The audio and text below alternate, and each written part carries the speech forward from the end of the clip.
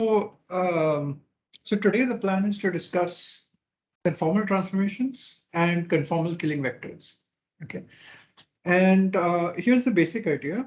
So you have a manifold M with a metric G. So there's a metric space, and you have a copy of that manifold M with the same metric G, similar to the setup that we had for isometries. And now we imagine that there's some function F, okay, some smooth function F, which takes us from the original manifold to its copy, and this is a diffeomorphism, which means it's invertible. And so in particular, it takes this point P to some other point on the copy F of P. So the metric here is GP and the metric here is G of F of P. Okay, because there's a different point and we have the same metric G. But now what we want is we pull back, okay, similar again to what we did for isometries, we pull back using this F star, which is uniquely defined given an F. Okay, this F star, we can pull back dual vectors. And also dual tensors. So we pull back this G of Fp and we get F star G of Fp, which is a tensor of type 02 at the point P. And we can compare this pullback with the original tensor at this point P. Okay, for isometries, we wanted these two tensors to be equal for all points P on the manifold. So one important thing I'll just stress here is that here G in the original manifold and G in the copy are assumed to be the same. Okay, and it's this this G on the copy that we're pulling back. Okay, but in general, okay, under a smooth map F, the copy, the pullback of G may not match the original G at that point. Okay, however, if for all points on the manifold, the pullback is equal to not exactly the original metric, but the original metric up to a scale factor. Okay, that is up to a real number, e raised to 2 sigma p.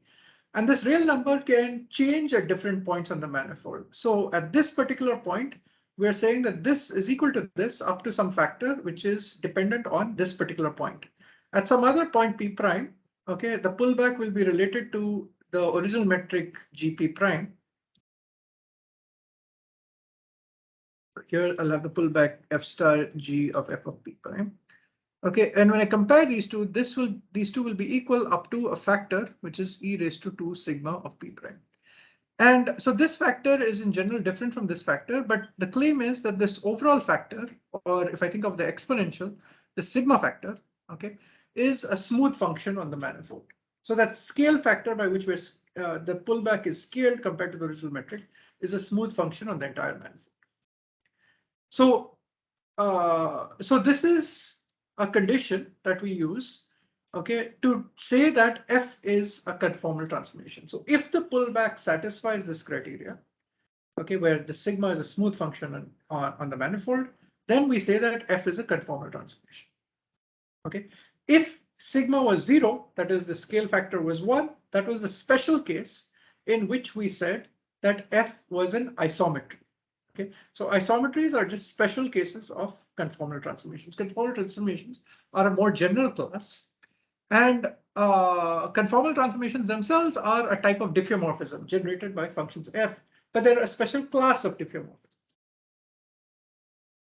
Okay, so the key point here is the reason we've written this overall scale factor as e raised to 2 sigma is that we want to ensure that after the transformation, the metric that we get back, okay, after the pullback metric, is the same as the original metric up to an overall scale factor, and that scale factor should be positive definite. Okay, so it's a strictly positive function on M. By writing it as exponential of 2 sigma, for any real value of sigma, this is always greater than 0. Okay, real and finite value. Okay, so sometimes this is also written as omega square of t. So instead of writing it as e raised to 2 sigma, you write it as omega square to remind you that it's positive. But this doesn't, it hides the fact that omega can't be 0. Okay, omega can't be 0. So isometries are just a special case of these conformal transformations where we assume sigma is 0, okay, which is a constant over the entire manifold, and therefore it's a smooth function, or omega square p is 1. Okay, that is, this whole thing is 1. So either of these are define a special case of conformal transformations, which are isometries. But conformal transformations can be more general, than just these isometries. Okay, any questions here?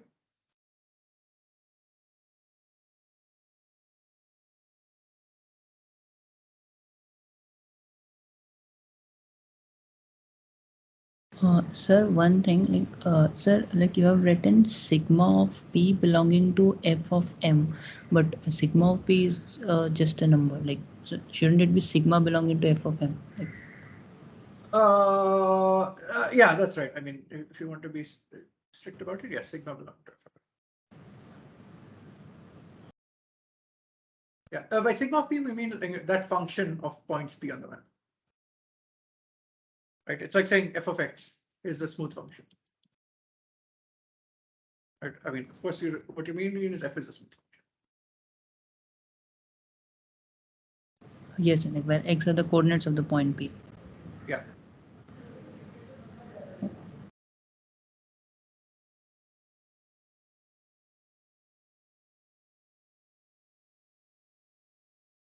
Okay, so this is how we look at conformal transformations. And the other thing is that alternatively, just as we've seen with the case of isometries, instead of thinking about pulling back the metric, okay, you can think about if I have two vectors at the point P, let's say xp and yp, I can push forward these vectors. So I can get f star xp and f star yp, and I can take their dot product using g of fp. And I can ask, is that dot product the same as the dot product of xp and yp using the metric gp up to a scale factor? Okay, so as an equation, what that means is if we have any xy belonging to the tangent space at P on the original copy of the manifold, and then if um, if we have that on the copy manifold, if we use the metric at the point f of p, which is g of p, and we use the push forward vectors f star x and f star y, and we take their dot product, then is this the same as the original dot product of xy using the metric at point p on the original manifold? If these are the same up to the scale factor, e raised to 2 sigma p, okay, then again we say that, and if this is true for all vectors xy belonging to TPM and for all points p on the manifold, then we say that f is a conformal transformation.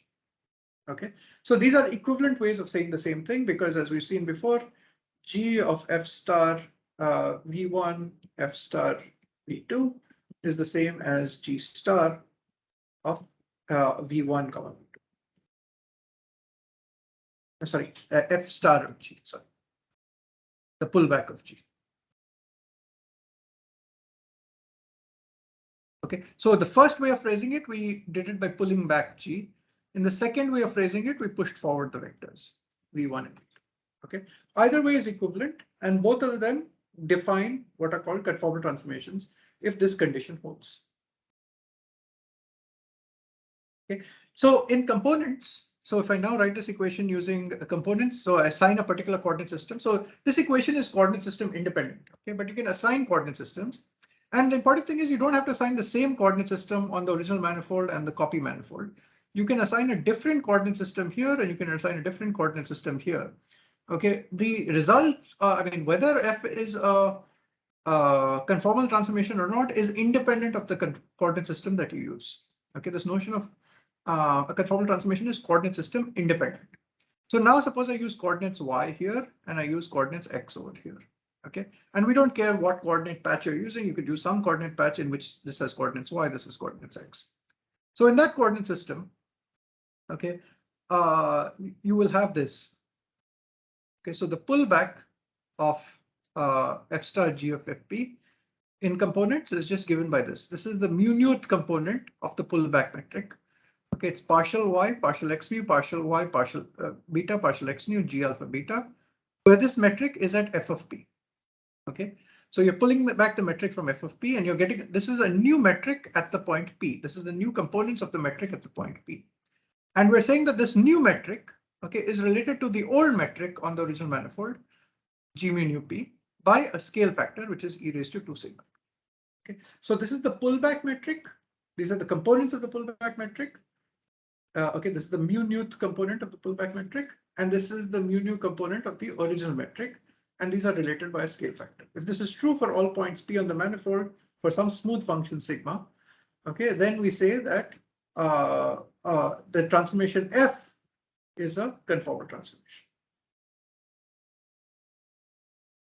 Okay, where is F showing up here in these equations? Besides here, is there any other place where F is present? The Jacobian, like, because Yeah. y. Yeah, because see this, what do we mean by this, right? What we really mean by that is how does y depend on x? Well, y depends on x through the fact that if I take the point, if I start with x, I first invert the coordinate map. So I apply phi inverse. Okay, this will take me to the point P. Then I apply f. Okay, and this will take me to the point f of P. Then I apply the coordinate system psi, and this will take me to y. Okay, so when I write y as a function of x, what I really mean is psi circle phi inverse. Okay, and now this equation obviously depends on the coordinate system that we're using, because in the particular coordinate system that we're using, so this is using the coordinates on the original manifold M. Okay, because we're finding the metric at the point P. Okay, over here. So we are finding, so this is obviously coordinate system dependent, but hidden in those coordinate transformations is also the map that you're using, F, to get from one copy of the manifold to another. Okay. Okay, so this is how you do it in a particular coordinate system. Okay. All right, so now let's try to understand, put all of these in perspective. Okay, diffeomorphisms, a subset of which are conformal transformations, a further subset of which are isometries. Okay, so let's try to understand this idea. So diffeomorphisms on M with a metric G. Okay, these are all possible diffeomorphisms. Now the point is that diffeomorphisms don't really care about the metric. Okay, these are just maps from the manifold to the manifold. Okay, and the important point is that we're saying that in all these transformations, the copy manifold is also assumed to have the same metric G. Okay, but a diffeomorphism itself doesn't care what the metric is. Okay, the diffeomorphism itself has nothing to do with the metric. Okay, now what we're doing is we're subselecting from all possible diffeomorphisms F, which are smooth invertible functions from the manifold to its copy. Okay, we want to select those such that when I take the point P and I get to f of P, and now I pull back the metric. Okay, so on this copy manifold, I had to choose what the metric is. I chose the same manifold, same metric as on the original manifold. And when I pull back that metric, so when I pull back, I get f star G of fp. And if this is related to the original metric here by a scale factor, okay, then f is a diffeomorphism. This will not happen for all f in general, okay, because for example, arbitrary coordinate transformation, arbitrary functions f, okay, will cause distortions of the metric under pullbacks.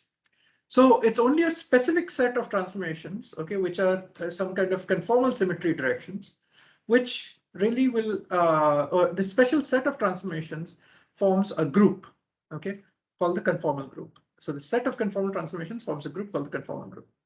The set of all diffeomorphisms we've already seen forms a group called diffMG. Okay, these are conformal transformations on MG. So this relies on the particular metric. So given a particular metric, the conformal group is subselected from diffeomorphisms of M. If you give me a different metric, I will get a different conformal group. Okay, so more specifically, diff M is G independent. Okay, but the conformal group is actually G dependent.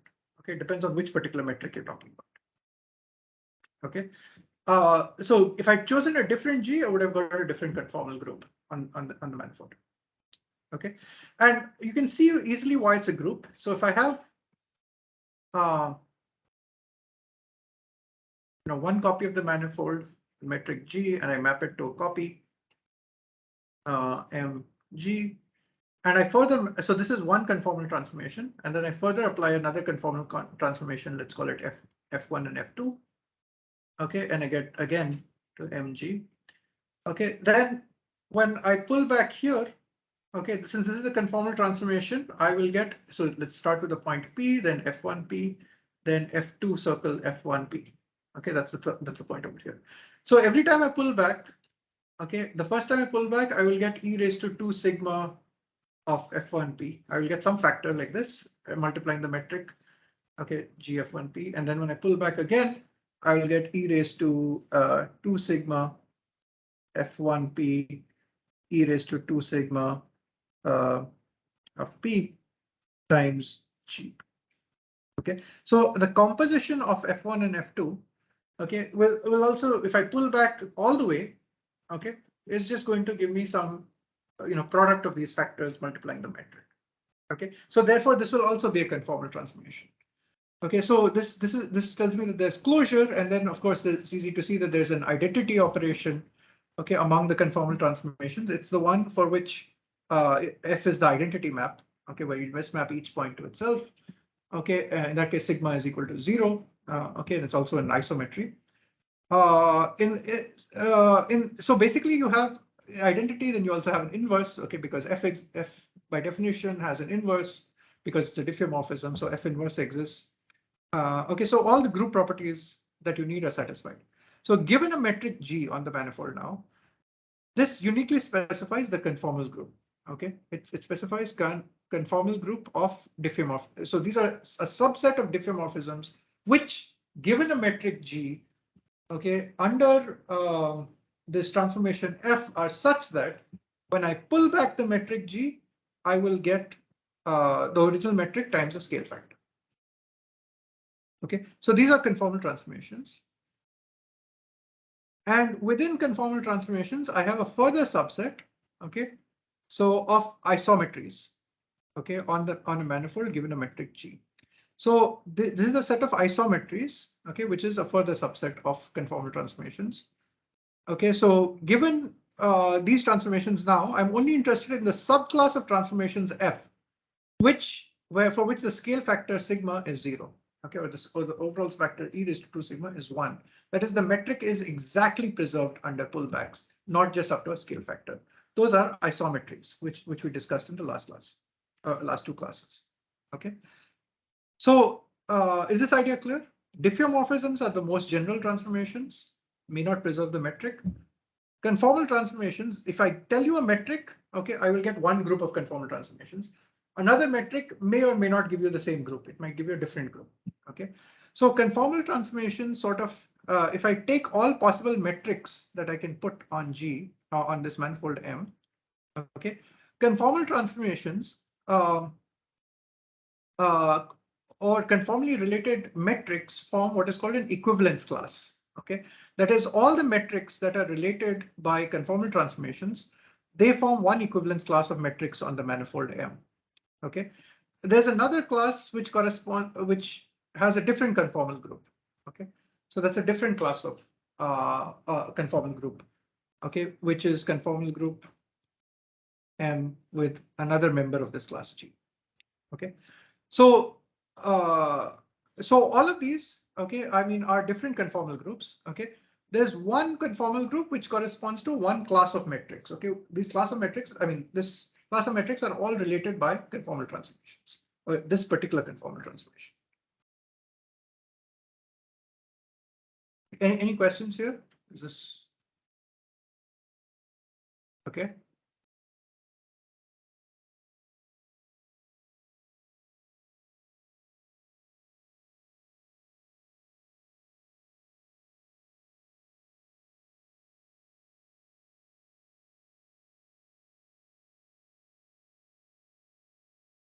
So this equivalence class, like if for some metric G1, if we have a some group, and for some other metric G2, if we have the same group, then G1 G2 belong to the same class. That's right. Okay. Right. It's easy to see why, right? Because G1 and G2 will be conformally equivalent under that group, right? Because what it means is the conformal transformations of G. So if I have, let's say G1, which is equal to e raised to 2 sigma G2, okay, everywhere on the manifold, assume that there's some smooth function like this. Okay, and we found a map F for which G1, sorry. So given a G1, okay, let's say we find all functions f that preserve the metric up to a scale factor. And given a G2, the functions f that preserve the metric up to a scale factor are exactly the same set of functions. Right? Because if G1 is preserved up to a scale factor, then G2, which is just some function times G1, will also be preserved up to a scale factor. Automatically, right? Yes, sir. Right. So the conformal group of two members of this equivalence class is the same.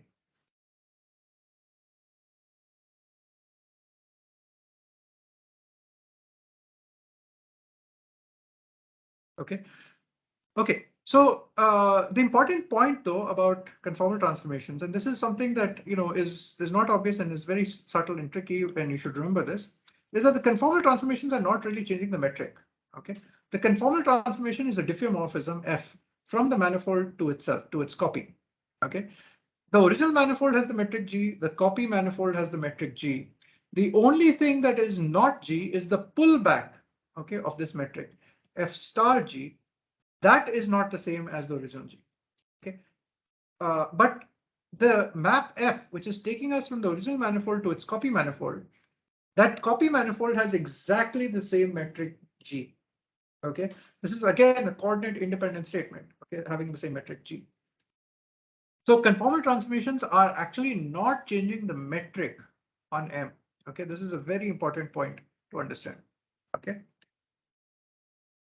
Okay, so let's try to understand intuitively what is the conformal transformation. Okay, so supposing if we define the angle, so suppose we have two vectors x and y.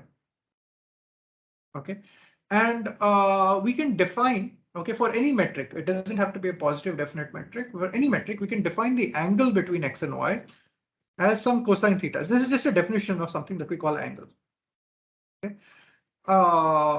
So I'll put it in quotes. Okay, the angle between x and y is defined as, let me take the inner product of x and y divided by the norm of x and the norm of y. Okay, where the norm of x is gpxx and the norm of y is gpyy. Okay, and then and the square root of that. Okay, now there are a number of subtleties here, right? Which is that on pseudo-Riemannian manifolds, okay, if x is a null vector, like for example on a Minkowski or a Lorentz manifold, then the norm of x is 0, right? And then what do you mean by the angle? It becomes undefined. And then also if you have space-like vectors as opposed to time-like vectors, so depending on your metric convention, if I use minus, plus, plus, plus, time-like vectors have negative norms. Okay, so this is negative. Okay, and for time-like vectors, if x is a time-like vector, so the norms are negative. Okay, in which case these angles actually become hyperbolic. Okay, the angle becomes, let's say, between two time-like vectors, or between a time-like vector and a space-like vector is hyperbolic. Okay. Okay, so anyway, let's not. Sorry, I'm not sure if I said that right. Okay, but in any case, this cosine theta can become imaginary. Okay, and so there are these subtleties, but at least on a Riemannian manifold, you can understand why this is the definition. Right, on a Riemannian manifold, and assuming you're not taking zero vectors, okay, you can understand why this is the definition of the angle between two vectors, right? It's in our usual 3 dimensions, for example, we take x dot y divided by mod x mod y. Okay, this is cos theta, and that's exactly what we've done here. Okay, using an arbitrary metric g to take these dot products, and mod x is really gxx, the square root. Okay, that's all we're doing. Okay, so this is the definition, and in components, what we have is g mu nu x mu y nu, and gpxx is g alpha beta x alpha x beta, and g gamma delta y gamma y delta. Okay, and now what we'd like to know is, supposing I have this xy, and now I want to compare the angle between x and y, okay, with the angle between the push forward of x, that is f star x and f star y, the push forward of these two vectors using the metric G on the copy manifold. So that is, I use G at f of p. Okay. If I use this metric to take this dot product, okay, what I want to know is will I get the same angle between these two vectors? Okay, and let's see that. Okay, so if we take f star x and f star y, okay, under a conformal transformation, we've seen that taking this dot product, okay, taking the dot product this way is the equivalent to taking the dot product by pulling back the metric g and then using the original vectors x and y. So we'll pull back the metric g to get f star g, and f star g is not the same as g, but it's the same as g up to a scale factor. Okay, so the angle between the vectors, let me call it cosine theta prime, okay, using the pullback metric will be e raised to 2 sigma g mu nu. Okay, so I'm going to just take the dot product with e raised to 2 sigma g. Okay, so it's e raised to 2 sigma g mu nu x mu y nu, e raised to 2 sigma g alpha beta x alpha beta, e raised to 2 sigma g gamma delta, or y gamma y delta under the square root. Okay, and this is the same as cosine theta. These factors of e raised to 2 sigma just cancel out. Okay, so so you see that conformal transformations, what's special about conformal transformations, the fact that you keep the scale factor, I mean the metric the same up to a scaling factor, the pullback of the metric rather is the same up to a scale factor, tells you that conformal transformations preserve the angle between xy under a push forward. Okay, so either I could have thought of this as pushing forward the vectors x and y and taking the dot product, and I would have found that the angle between these two vectors is the same as the angle between xy. Or equivalently, I can pull back the vectors, the metric g, and use the pullback metric f star g, which is equivalent to this, to take the dot product of xy. Okay, and I would have seen that in either case, okay, the angle would be the same as the original angle between these vectors xy. Okay, however, note that the norm of xy is changing. Okay, so so things like x dot y are changing, dot products of vectors are changing, mod x is changing, mod y is changing, okay, by the scale factor. But the angle between the vectors, that is not changing. Okay, the angle, which is this ratio, that is not changing. So conformal transformations preserve the angles, but they don't preserve scale. That is, they don't preserve the norms. Okay, so these conformal transformations F, they change the scale, but they don't change the shape. Okay, when they make transformations. Okay, any questions here?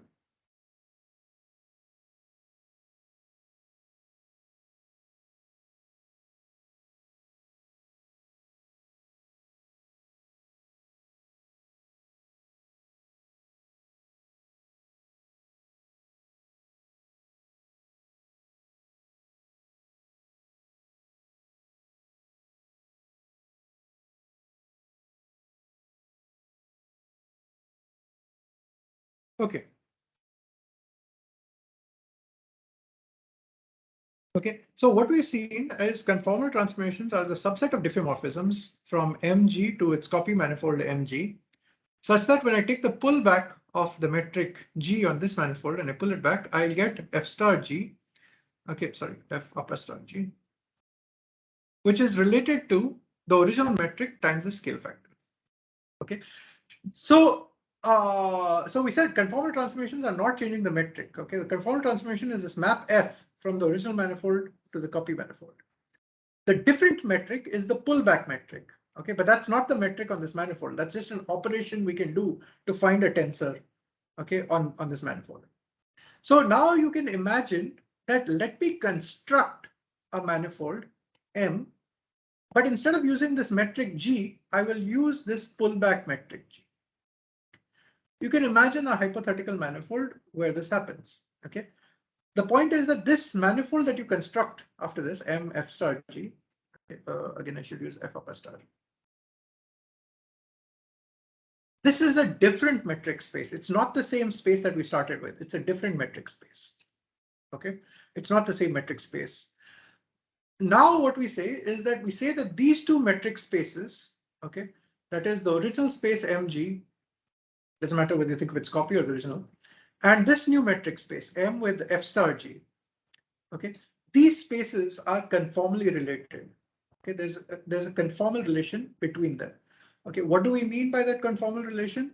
Again, we mean precisely this, that if we take the copy manifold, go here, we get we get a point f of p.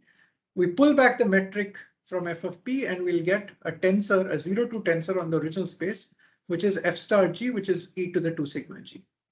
Okay, so what we're saying is this space has this manifold M has that pullback metric as the metric of that space. Okay, that's what we mean by saying that Mg and this manifold, this manifold are conformally related. Okay, they are not the same metric space because this has a different metric, this has a different metric. Okay, and they're also not related by a conformal transformation. Okay, I mean, a conformal transformation is not taking me from this to this. Okay, but I'm using a conformal transformation to define what I mean by this manifold. Okay, I'm using a conformal transformation to define what I mean by this manifold. So we say that these two metric spaces are conformally related, but that is different from saying that there exists a conformal transformation from Mg to this M f star g. There isn't a conformal transformation between this space and this space. Okay, the conformal transformation is always between the manifold with the metric G and a copy of the same manifold with the same metric G. Okay.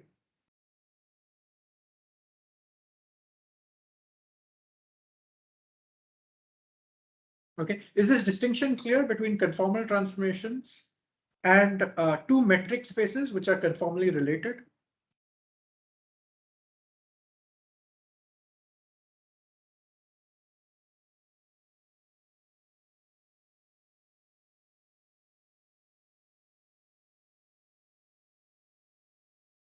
So you are saying that uh, these matrix, the MF with F star G and the M with G are not conformally related. No. Let me just take it back. We say that they are conformally related. Okay, but saying that they are conformally related is different from saying that there exists a conformal transformation Mg which takes me to this. Okay, there is no such F which does this. Okay. Sorry, I mean, this is not okay. Or you can always define a map, H from this to this, but that map H is not a conformal transformation. Okay, conformal transformations are always from the same metric space to the same metric space, a copy of the same metric space.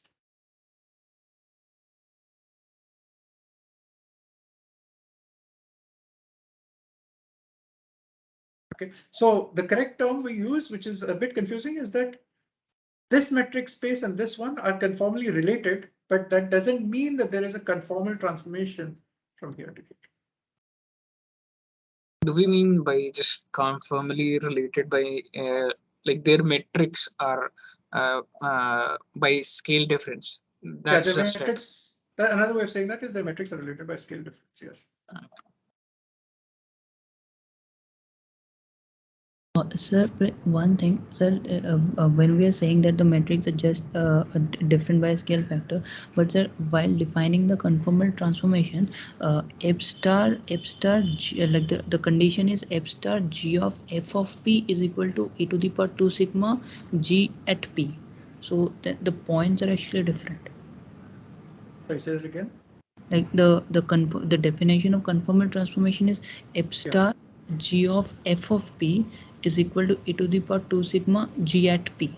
Yes. So like p and f of p are different points. So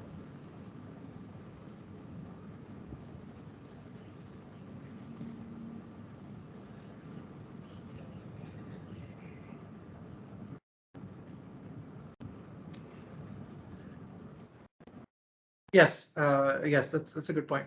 So when we say that they're conformally related, yeah, that's a very good point. Okay, so this is the point P, this is the point F of P.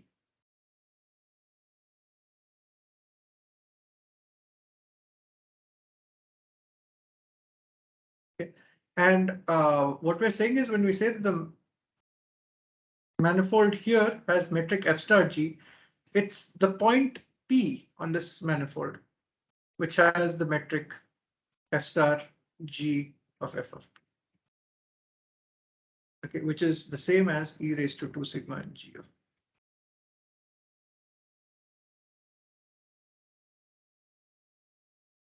Since F is a conformal transformation.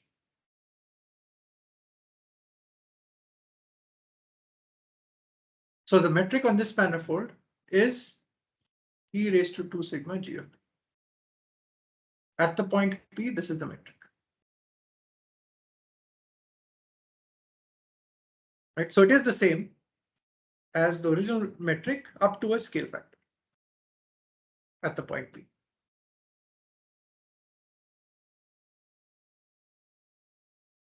Is that okay? Yes, sir, because like f star g of f of p by definition is defined at the point P. Yeah, So, this whole thing is at 0 to tensor at the point P. yeah. So,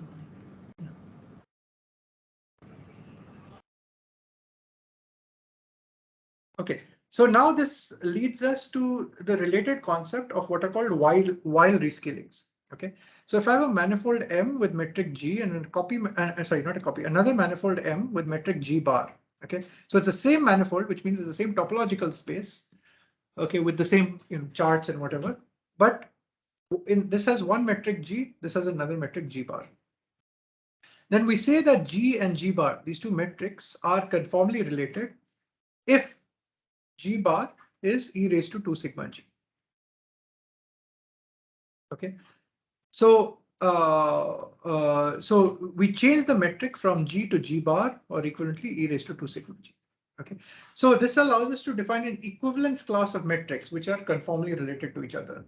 So we define a relation between any two metrics that we can put in the manifold. We say that G1 and G2 are related, conformally related, if there exists, if they satisfy this kind of relationship. Okay, if there exists a sigma such that G bar is equal to e raised to 2 sigma G. So what this does for us is you can easily check that this is an equivalence relation. Okay, that is G1, if G1 G2, then G2 G1. Okay, so this is reflexivity, and then G1 and G1 are conformally related.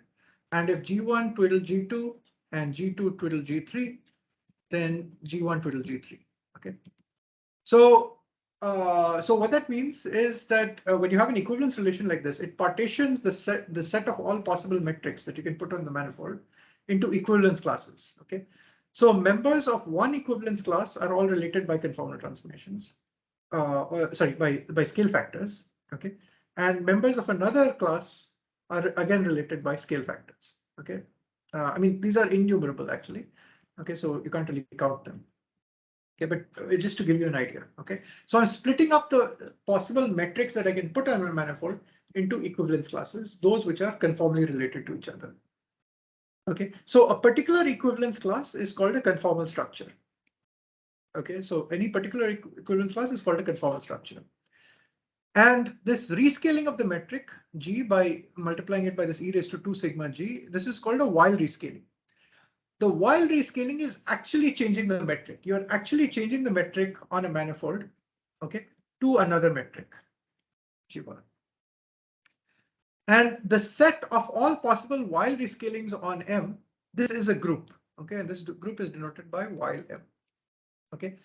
Note that while M is not the same as the conformal transformations on M. Conformal transformations are diffeomorphisms. Diffeomorphisms are not changing the metric, okay.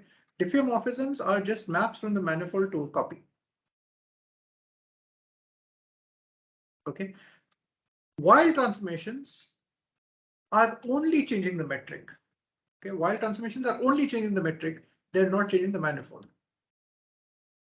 M, okay, and I start with a metric G and now I make it G bar. Okay, so there is a difference between conformal transformations and while transformations. Conformal transformations are diffeomorphisms. These diffeomorphisms take me from one copy of the manifold to another copy.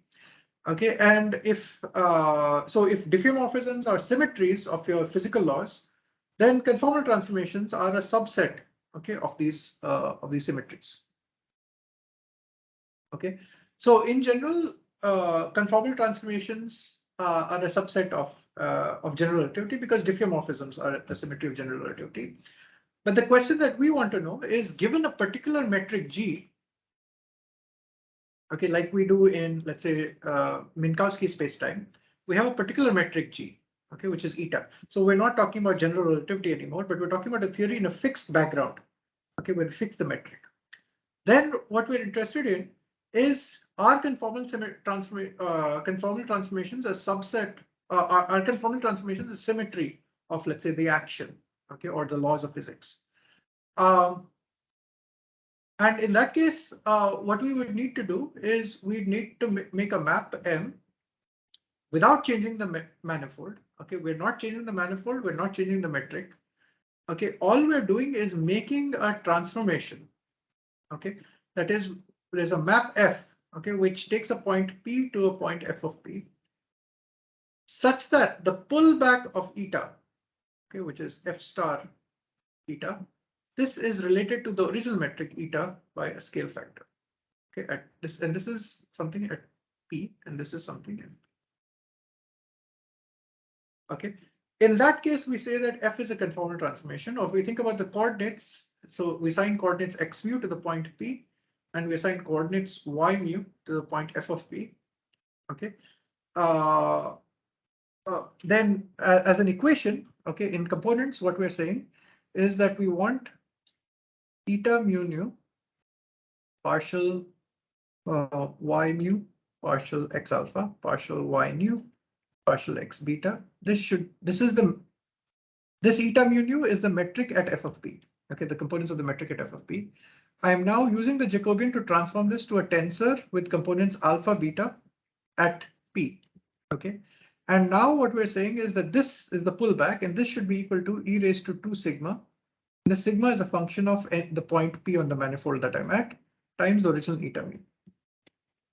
Okay, so transformations from X to Y, okay, which are defined by a combination of my coordinate charts and F, okay, which satisfy this property. These are conformal transformations.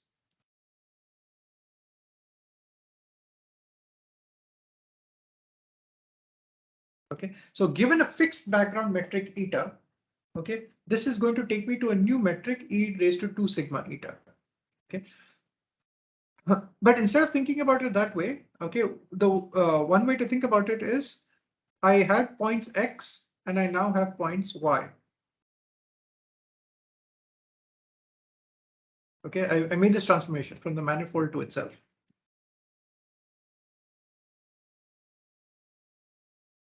Okay, using this function F. So I got these points Y which satisfy this relationship. Okay, and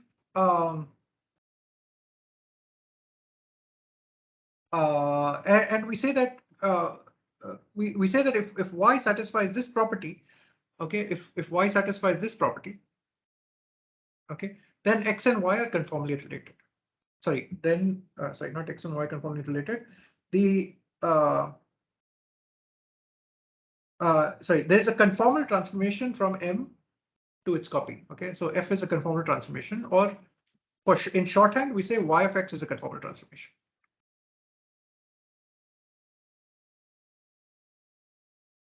Okay, if it satisfies this equation.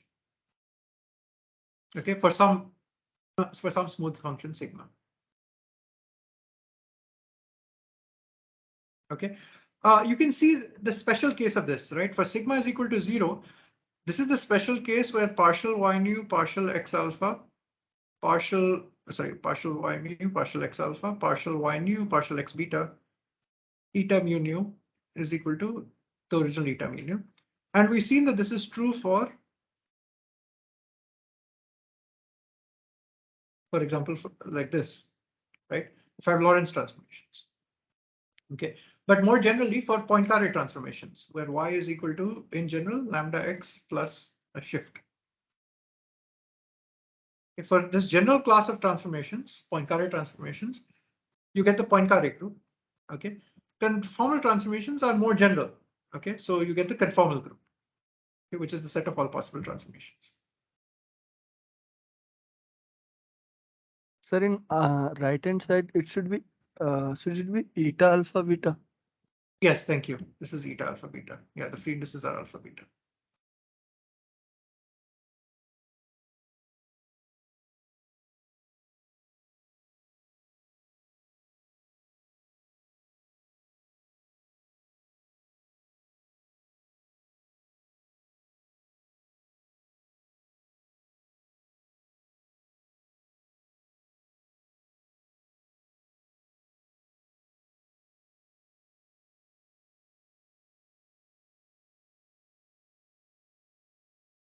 Okay.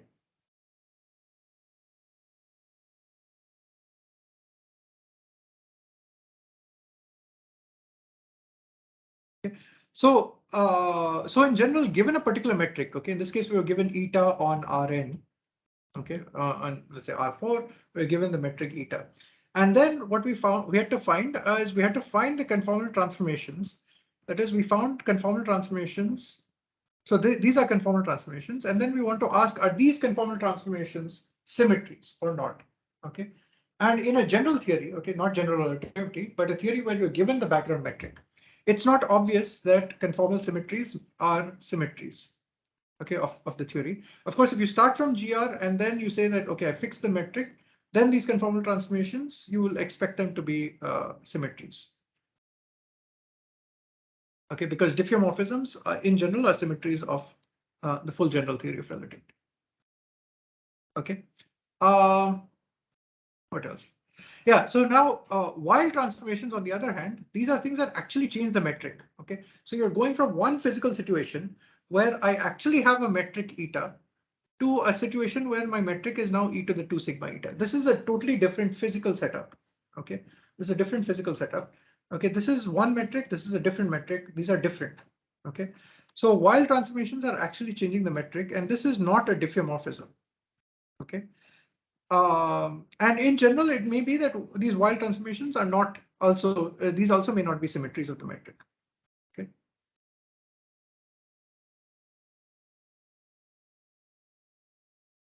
Yeah. And so the key point here is that for a conformal transformation, which is a map from Mg to its copy manifold, the pullback metric, which is f star g, is related to the original metric by this wild rescaling. Okay. But in the conformal transformation itself, we're not changing the metric. Okay, that is really the key point and the key difference between what we mean by a conformal transformation versus a wild rescaling. Wild rescaling, we're actually changing the metric. A conformal transformation is such that we're mapping the manifold back to itself, back to a copy of itself. We're not changing the metric, but we're saying that these transformations are special because they are the ones for which the pullback of this metric, okay, that pullback is a wild rescaling of the original metric. Okay.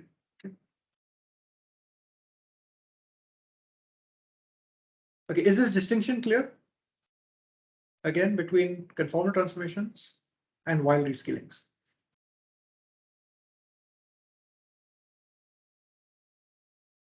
Yes.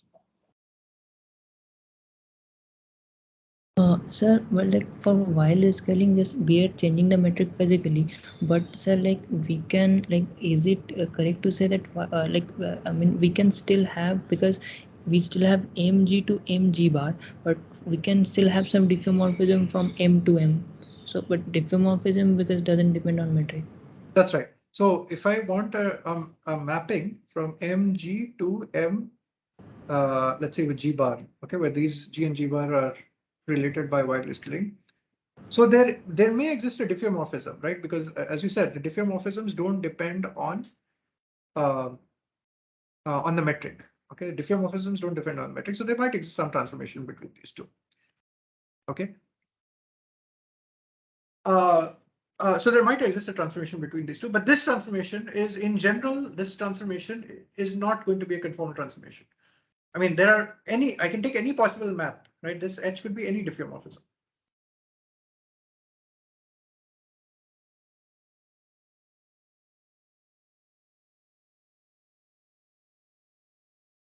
Okay, and this would work, right? Of course, you can get a map.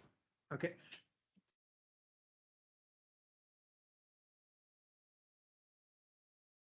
Yeah, yes, sir, like only those mappings like which do not change the metric and such that the condition holds, then they can be they can be conformal transformations. Like Okay, so I should have been more clear, really. When we say mg to mg, this map doesn't care what the metric is you put here or the metric is that you put here, right? yes, So what it does is it takes GP. Okay, and so what we're saying now is let's consider this is the point f of p, and let's consider g of fp. So let's assume that the space has a metric g, and let's find g of fp. Okay, so this mapping from P to F of P doesn't care what the metrics are. The key point comes when we take the pullback. Okay, because then you do care what F is. Okay, and then the question is, what are you pulling back and what are you comparing with?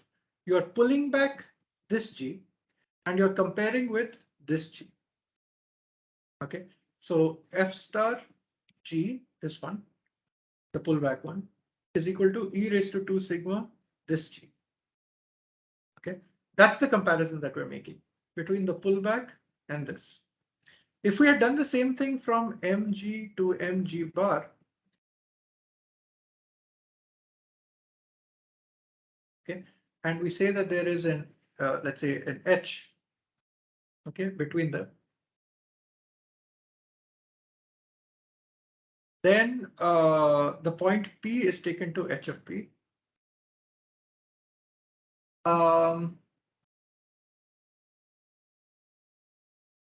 This is an arbitrary diffeomorphism.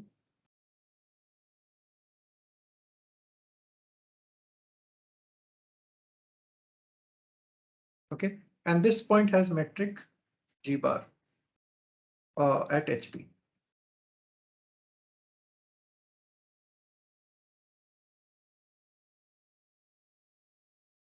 Yeah, sir. So here in this case, we can say that we even don't have the freedom to check the condition of conformal transformation because the metric is different.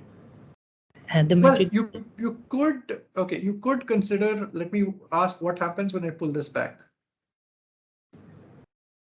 Okay, suppose you ask this. I mean, it's a weird thing to do, but let's suppose you did it. Okay, so we take H star G of HP and we want to compare with the original metric G.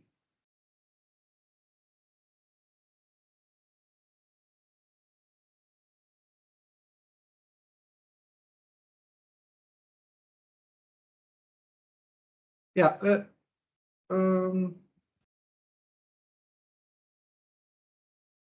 Now, see, the thing is that this G bar HP is related to the original G at HP by while rescaling. Okay, so this G bar HP is equal to, by definition, what we mean by G bar is it's e raised to 2 sigma HP times G at HP. Okay, because we changed the metric, right? We changed the metric at this HP was the original metric was GP and we G at HP. And now we made the metric e raised to 2 sigma G bar HP. So now we further pull this back. Okay, so this is.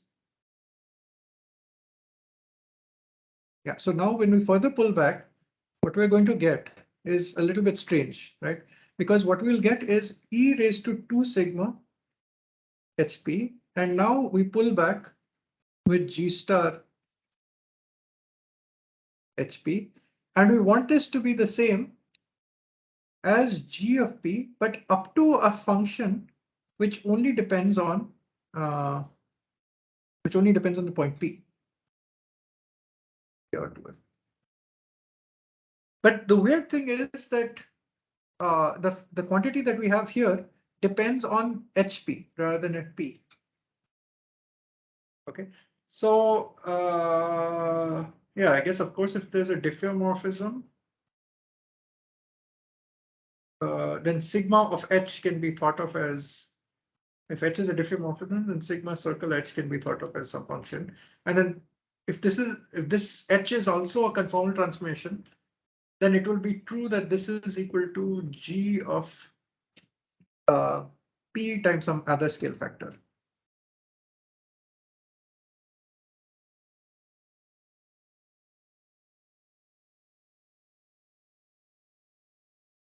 Okay, so combining these two, yes, it will be related to the original GP times the scale factor. So, but we already, I mean, this is secretly like we're choosing H to be conformal transformations such that they satisfy this property, that H star, sorry, not this property, the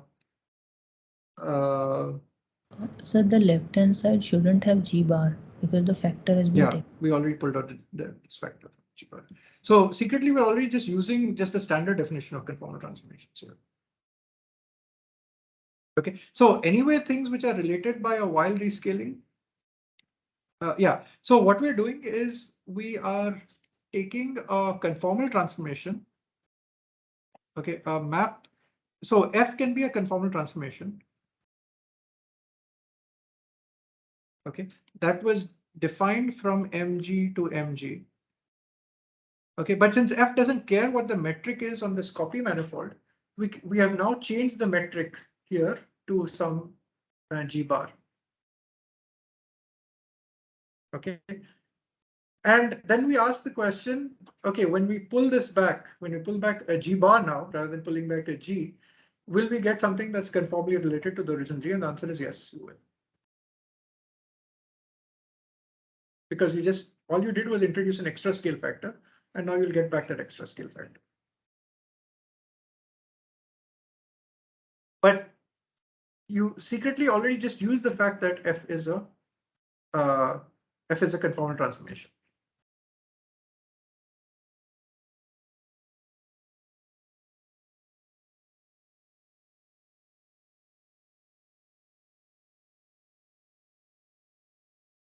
Okay. So some implications of this. Okay, so if I do this on a Lorentz manifold, okay, from F from M to M, where it's manifold M, metric G, okay, and then we define F star, the push forward, from the tangent space of P at M to the tangent space of FP of M. Then since we preserve the angles between vectors, okay, what that means is time-like vectors, where I take the angle between the vector and itself. If that's negative, then I say it's time-like. Time-like vectors will get mapped to time-like vectors, okay, because the angle between the vector and itself will always be negative. Space-like vectors will always get mapped to space-like vectors, okay, and null vectors will always get mapped to null vectors. So these are negative norm. These are positive norm. These are zero norm. Okay, and the sign of the norm or the dot product doesn't change. Okay, when I go this way. So so this F star, okay, basically the push forward map keeps time-like vectors as time-like vectors, space-like vectors as space-like vectors, and null vectors as null vectors, provided that F is a conformal transformation.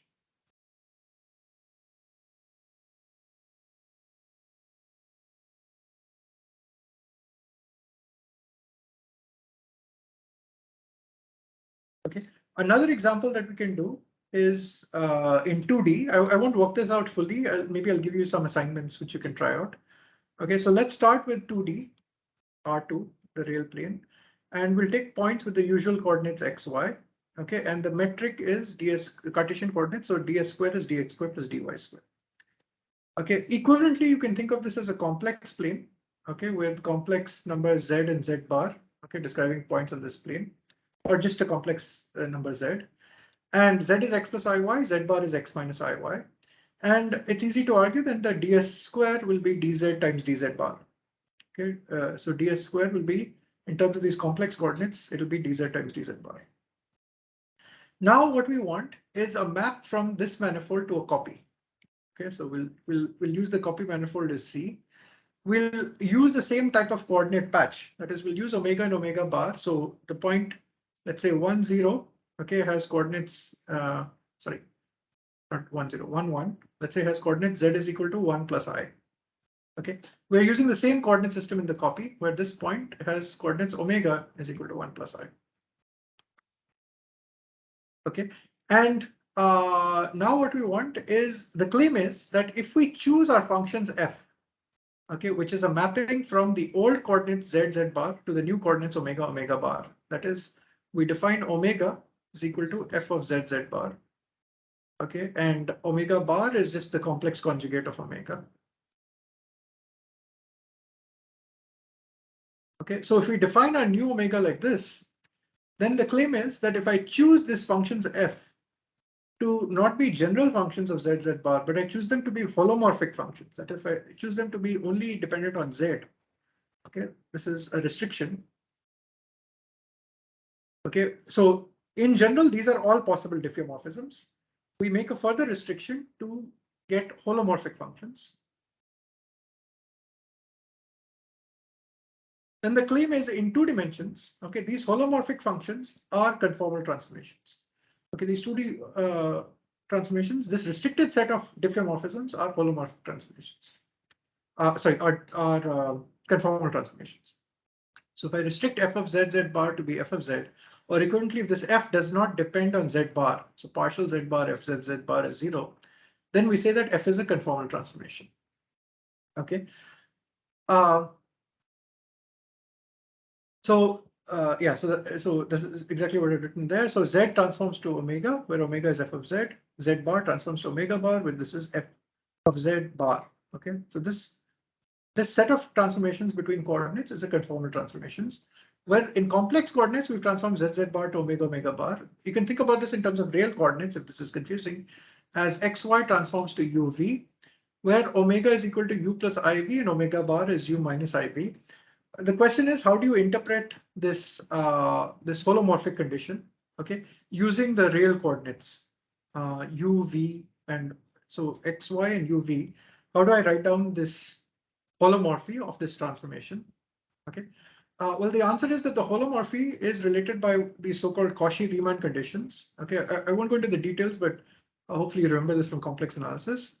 So partial u partial x is equal to partial v partial y. Okay, so this is partial u partial x is equal to partial v partial y, and partial u partial y is equal to minus partial v partial x. Okay, so these are the so-called Cauchy-Riemann conditions. Okay, you can get them by looking at second derivatives. Okay, and the fact that second derivatives sort of have to match no matter which order you take them in. Okay, and so this gives you the Cauchy-Riemann conditions. Okay, and now the claim is that on this new manifold, this copy manifold, we'll assume the same metric that we started with. Okay, so that is on the original metric manifold, if we had the metric dx squared plus dy squared, or this is the line element rather. On this copy manifold, we'll use the line element du square plus dv square, or equivalently d omega bar. Okay, and we want to express this new line element, or equivalently the new metric, in terms of the old metric. Okay, sorry, we want to pull back this this new metric. Okay, now, okay, so actually what this is if I'm very careful about what we've done, we are using the new coordinates g. Okay, so this is g acting on the push forward of 2 vectors. Okay, that gives you the line element. The push forward of these 2 vectors are f star x and f star y. Sorry, f star, we call it vx, f star v and f star v. Okay, where the vector v is equal to dx partial x plus dy partial y. Okay, where this is just a small, denotes a small length, right? That's how we got the line element. So if you do the push forward with something like this, okay, and you take the dot product, what you can show, again, I'm going to skip a lot of details here, is you can show that the line element ds square, which is d omega bar, okay, this is related to dx, or you can think of this as du square plus dv square. This is the same as dx square plus dy square up to this factor, okay, partial u partial x square plus partial u partial y square. So these 2 metrics are conformally related. This is the line element on using the original metric. This is the line element using the new metric. Okay, and they're related by this overall factor. So the pullback is conformally related to the original metric.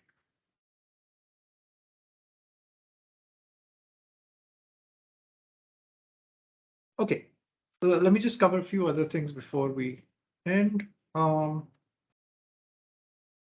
Okay, so now that we have we have while equivalent metrics, that is, we have a metric g bar, which is equal to the original metric g times this factor e to the 2 sigma. So what we can do is, now given a metric, we've seen that you can form a connection. Okay, there's a unique connection. Given a connection, you can now talk about curvature. So what we want to do is we want to see how the curvature quantities that tell us about the curvature, like the Riemann curvature tensor, how they change when we change the metric from g to g bar. Okay, so when we change the metric from G to G bar, the original metric G, let's say, had these Christoffel symbols, gamma, mu, nu, rho. The new metric has these connections, which will denote as gamma bar, mu, nu, rho. Okay, these are two different connections on the same manifold. So we've seen in during the GR class that two different connections on the same manifold must be related by a tensor. The difference between these two must be a tensor. Okay, and so these are the components of the tensor C mu nu rho. So the C mu nu rho will depend on the sigma. Okay, and so you can work out what this relationship is by explicitly working out the Christoffel symbols for G bar and the Christoffel symbols for G, and you can show that the difference will transform like a tensor. Okay, remember that gamma itself doesn't transform like a tensor. Okay. Once you have the Christoffel symbols, then you can work out the Riemann curvature tensor. This will tell you everything you need to know about the curvature. And just remember that the Riemann curvature tensor is complicated because it has many independent components, okay, in general number of dimensions. You can work out the Ricci tensor, and then you can work out the, so you can work out the Ricci tensor and the Ricci scalar also.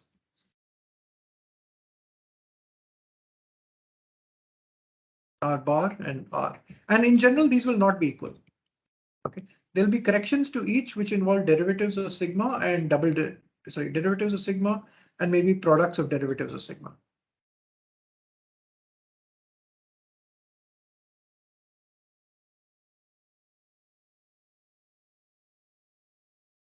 Okay, there'll be these kind of corrections.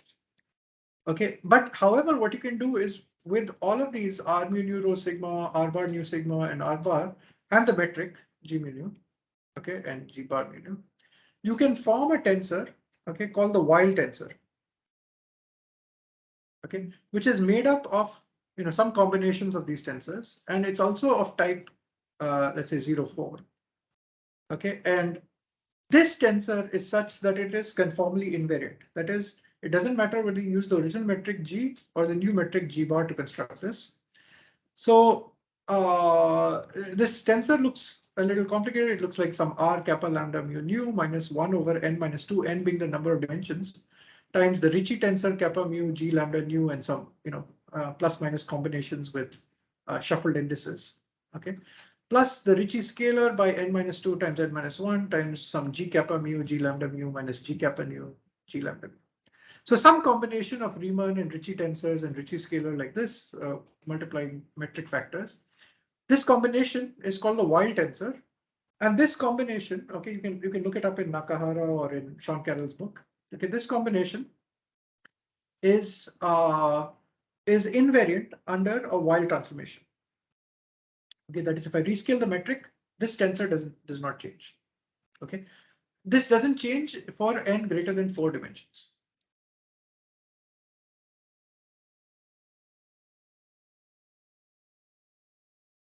Okay, I'll tell you some more points about this Weil tensor in a moment. So if every point P, okay, on the manifold with the metric G has some chart such that in that chart, so if I take the manifold M, I take a point P, and I assume that there are of course many charts which contain this point, but I assume that there is one chart with a U and a map phi, okay, from this to real numbers, such that everywhere within this region, okay, the metric in this particular coordinate system takes the form delta.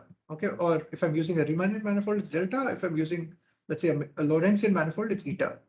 Okay, if everywhere here the metric is proportional to delta or proportional to eta, okay, then if G mu nu is equal to e raised to 2 sigma delta mu nu or e raised to 2 sigma eta mu nu, and if this is true not just for this point P but for any point P, that I can find some coordinate patch and a coordinate system such that at this point P, okay, my metric is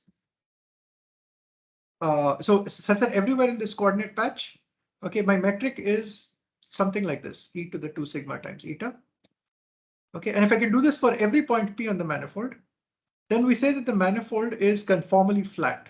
Okay, that is, within each coordinate patch, it's almost the same as a Minkowski metric up to a Weil rescaling. Okay, so now the claim is that a Weil tensor is 0 if you have a flat metric. Okay, that should be obvious because for flat metric, you have eta, and then all your Riemann tensor, Ricci tensor, those are all 0.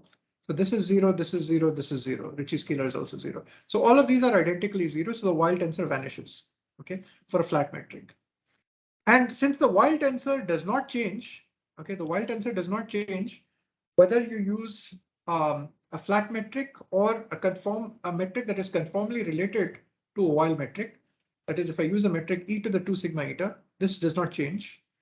Okay, that means that if the Weil tensor is 0 for the flat metric, it's also true for conformally flat metrics. That is, metrics that are related to flat metrics.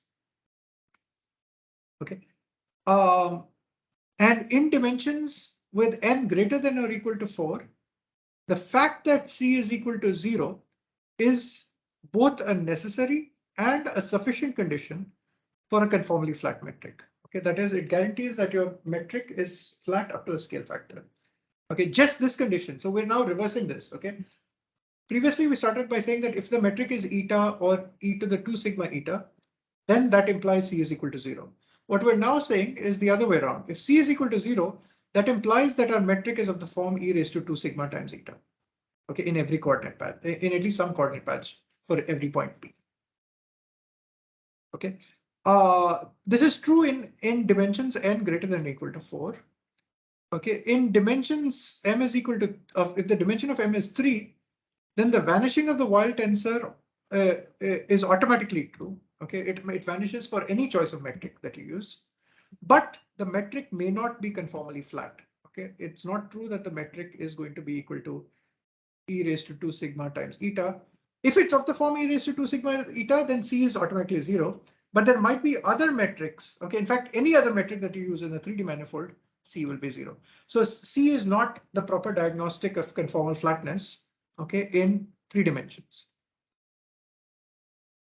However, in 2 dimensions, C is equal to 0 automatically. Okay, that is, as an identity. Okay, C will be 0. And it is also true that the metric will always be conformally flat. That is, any metric, okay, any metric G in 2 dimensions on any 2-dimensional manifold can always be put in the form where in coordinates G mu nu is equal to e to the 2 sigma. Okay, this is a peculiar fact about 2 dimensions that in 2 dimensions you can always put it in the form of a flat metric. Okay, so this is if it's on a Minkowski space. Otherwise, in a Riemannian space, it's this. Okay, this property, okay, about 2 dimensions, the fact that the metric is always conformally flat, this will be a property that will be very helpful to us when we construct Penrose diagrams, okay, to visualize highly symmetric spacetimes. What we'll do is for example, you can imagine if you had a general 2D spacetime. In a general 2D spacetime, we can always choose a coordinate system such that the metric looks like this. Okay, e raised to 2 sigma eta mu. And then if we drop this e raised to 2 sigma factor, okay, then up to that conformal transformation, or up to that Weil rescaling, okay, the metric looks like a standard Minkowski metric. We know how to draw spacetimes for standard Minkowski metrics. Okay, so this is what we will use to kind of construct Penrose diagrams. Okay, these are basically, we're representing a space which has a Minkowski metric, but we're using that to also now represent a space which is conformally related or Weil rescaled from a Minkowski metric. Okay, any questions here?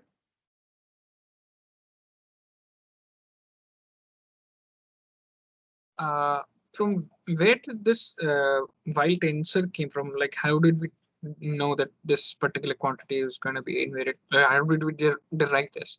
Like, yeah. Okay, so I mean, in the way it's presented in the textbook is just given, but the essential idea is that you take the Riemann tensor and you're trying to get rid of any trace of the Riemann tensor. So any traces, for example, R kappa. So basically, the C satisfies these properties that I think something like this. So C kappa mu nu, something like this, right? If I take a trace like this is 0. Okay, I mean, I'm not 100% sure, but I think this is true. So what you're doing is you're subtracting off any possible traces from the Riemann tensor. So it's the trace-free part of the Riemann tensor. This is the wild tensor. So can we make up some other quantities which can also be invariant under wild transformations, rescaling, sorry, or this is a specific quantity, unique quantity, which is zero, invariant, sorry. I don't know. I mean, I think in 4 dimensions, this is in 4 dimensions and higher, right? This theorem, which I stated without proof, is actually saying that it's a necessary and sufficient condition that if a conformally related matrix, then C is basically, if C being 0 is guarantees that, right? So in greater than 4 dimensions, like C is the unique diagnostic, I think. Okay. In lower dimensions, in 2 dimensions, it's automatic that all metrics are flat and C is 0. In 3 dimensions, C is always 0 again, but all metrics need not be conformally flat. So I'm not sure that there exist any other quantities that you can use to diagnose whether a metric is conformally flat by looking at some other tensor. Okay, I doubt that there are. Yeah. Okay.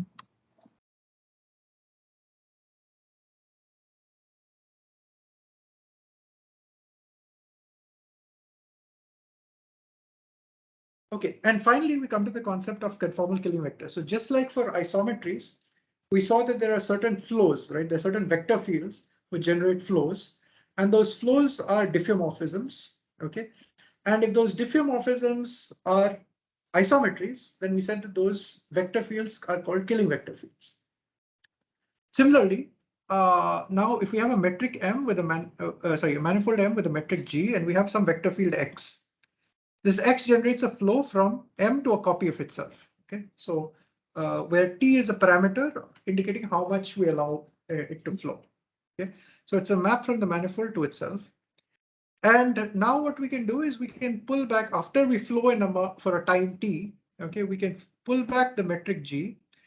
Okay, using this map sigma T. Okay, so sigma T star G. If this is equal to e raised to 2 sigma times G. Okay, then the diffeomorphism generated by this flow is a conformal transformation.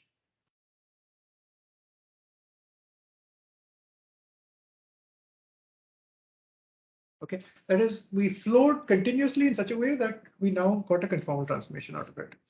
So if we have a very small flow, okay, then the point is, sorry, I use the same symbol sigma here.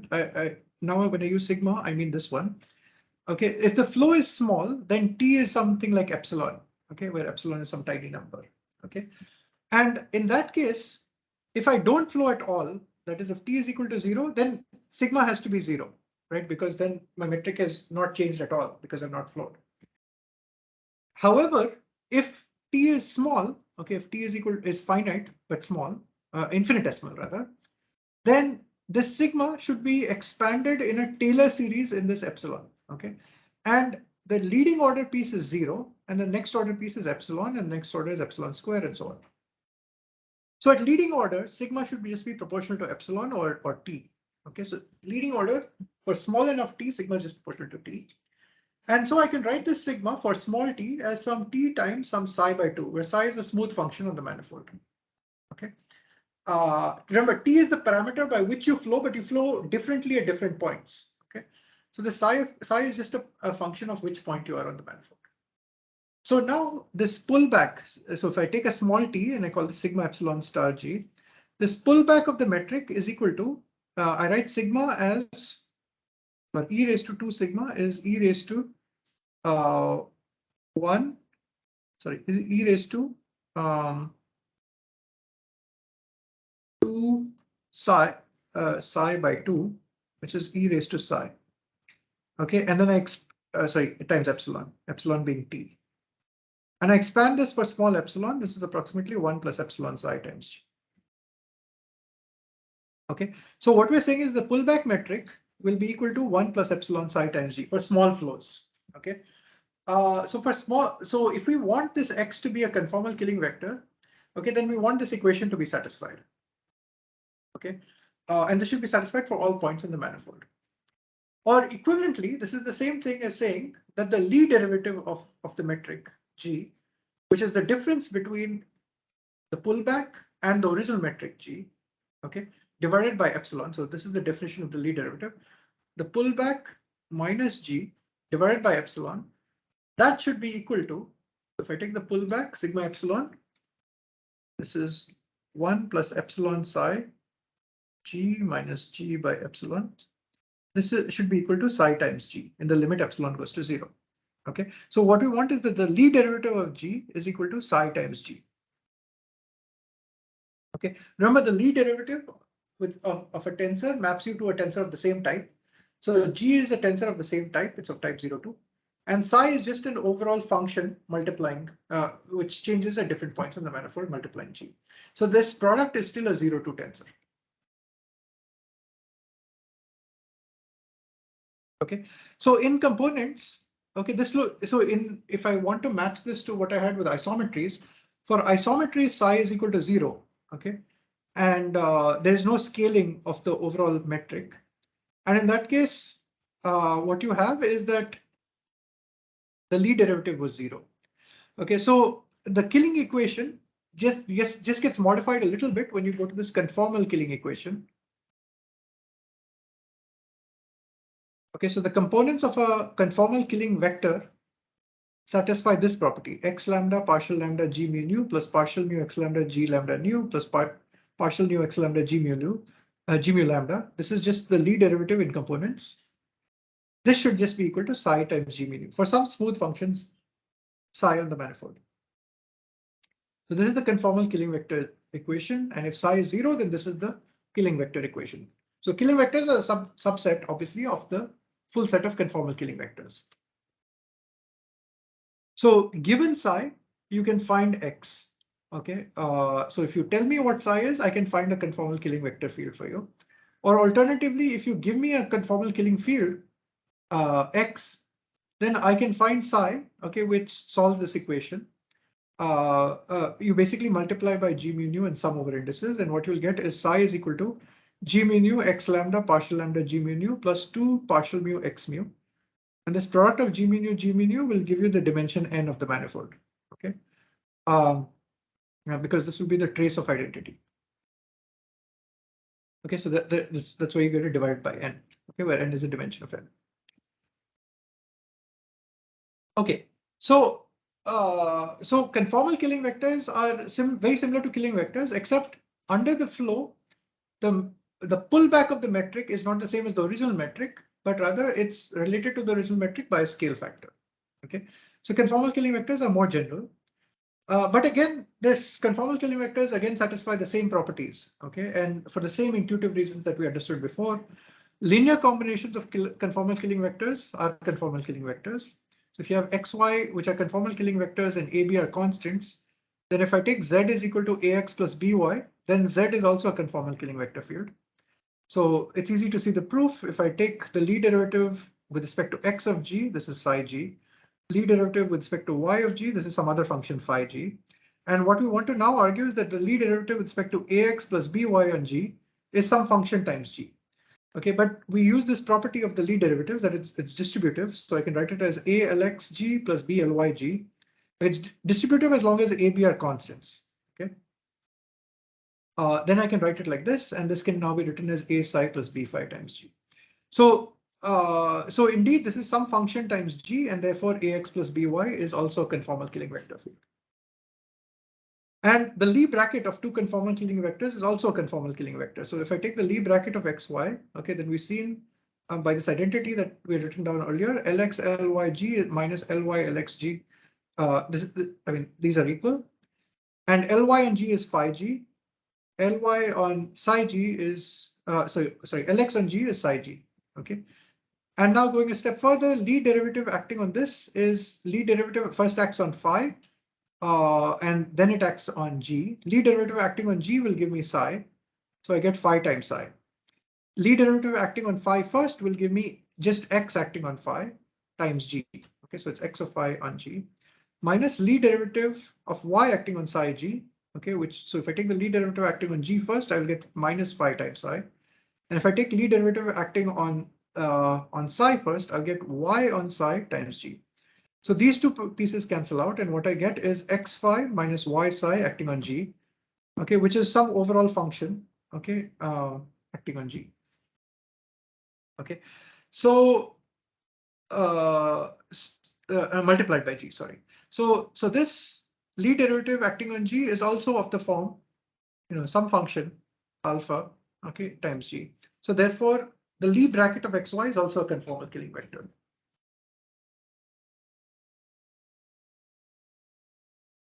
Okay. So just to give you an example, so supposing I take Rm with a flat metric, okay, let's just take a Riemannian manifold, then you can show that there is one conformal metric, okay, this one conformal killing vector, this D, these are called dilatations, which I can write as x mu partial x mu. Okay, and you can argue that the Lie derivative with respect to D, okay, of the metric delta mu nu, this just gives us the left-hand side of the killing equation, the conformal killing equation. Okay, this is equal to x lambda partial lambda g mu nu partial mu x lambda. Okay, well, now I'm using the components of this metric, sorry, of this killing vector field, plus partial mu x lambda g mu lambda. Okay, so this is the left-hand side of the killing equation. This is 0 because g mu nu is the flat metric. Okay, and these components, this will give me delta mu lambda times g lambda nu. Okay, and this will give me just g mu nu. Okay, so this, when I sum over lambda, this give me g mu nu. Similarly, this will also give me g mu nu. Okay, g mu nu is delta mu nu, so I get 2 delta mu nu. Okay, so the Lie derivative with respect to this dilatation vector is equal to 2 delta mu nu. So this satisfies the killing vector equation where psi is equal to 2. Okay, it's just a constant function on the entire manifold. So under under a conformal transformation, G just goes to e raised to 2 plus epsilon G. Sorry, under a flow, okay, by an amount epsilon,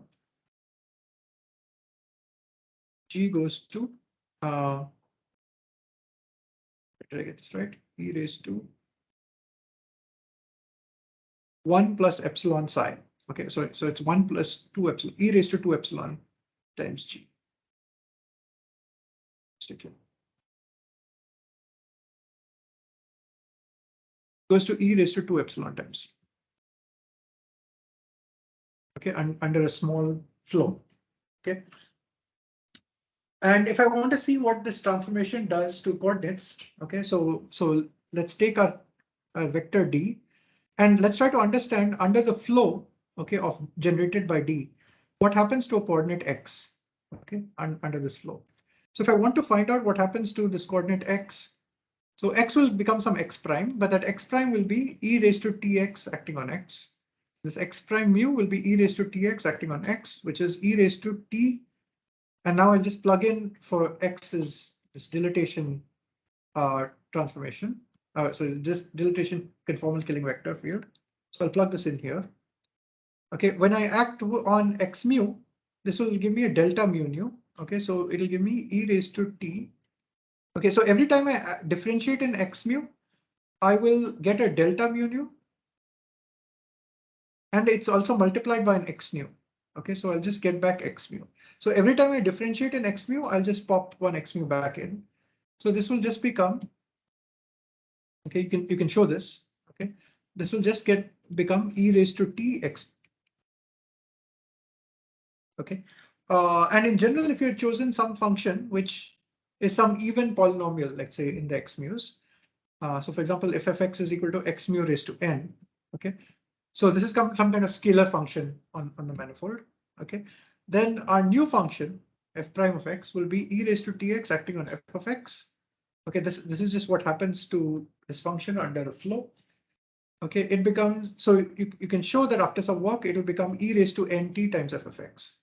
Okay, so pictorially, if we started with some function, I'm denoting it as phi of x instead of f of x here.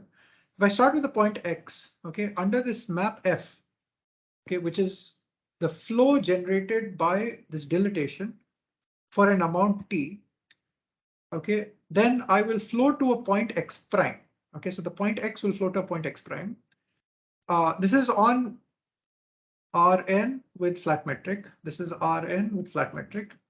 And the field phi of x will become a new field phi at the point x prime. And if I want a new field at the point x prime, I will just use this relationship. The new field at the point x prime will be related to the old field at the point x, okay, times e raised to nt. So rather, I should, if I'm very careful, I'll write this as y.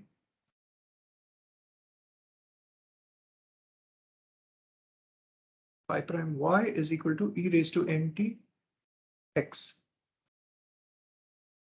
Okay. And now I'm just using the fact that y is equal to, because the way my coordinates flowed, we showed that y is equal to e raised to t times x. Okay, so y mu is e raised to t times x mu, for example. And if we, right, so now the point is that this x can also be written as e to the minus t times y. Okay, and without loss of generality, I can now relabel this y as x. So this defines what is called my conformal transformation. Okay, where phi of x is a polynomial of degree n. Okay, this is a polynomial of degree n in its arguments. Okay, and and it's strictly of degree n. Okay, that is, there are no terms which are x raised to n minus 1 or x raised to n minus 2. It's strictly of degree n.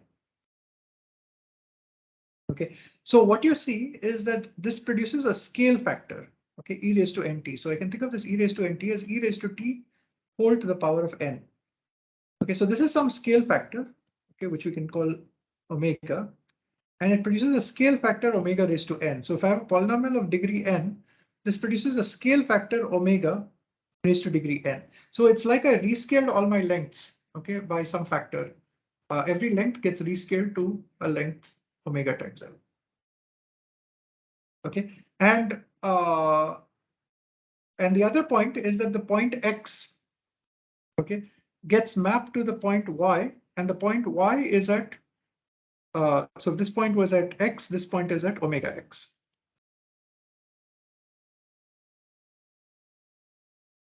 Okay, where omega is some factor. So if omega is larger than 1, so if you imagine a real line, okay, so if I take up any point here x, okay, this point x gets mapped to the point omega x. Okay, so every point, so if I have an origin of coordinates, every point will just get stretched out. Okay, every point will get pushed further out. So it's like you spread out. Okay, your map is, your flow is pushing points outwards. Okay, on the manifold. So you're pushing points outwards. Okay, relative to this origin. Okay, so you're pushing these points all outwards. Okay, and in that process of pushing all the points outwards, your phi, which was at this point, now gets mapped to some phi prime, which is a function on the manifold. And if I want the function at this point, at omega x, this is related to the original function, phi of x, but times a scale factor, which is omega raised to n. Okay, so we say that this function phi has scaling dimension n.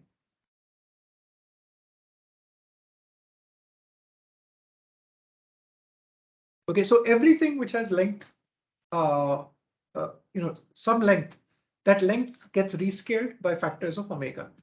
Okay, so phi depends on x in such a way that phi is dimensionally length to the n, then it gets rescaled by this factor. Positions which are here get rescaled by a length L. So that's why this transformation is called a dilatation. Okay, a dilatation means a stretching. Or I mean, I guess a better name would be dilations.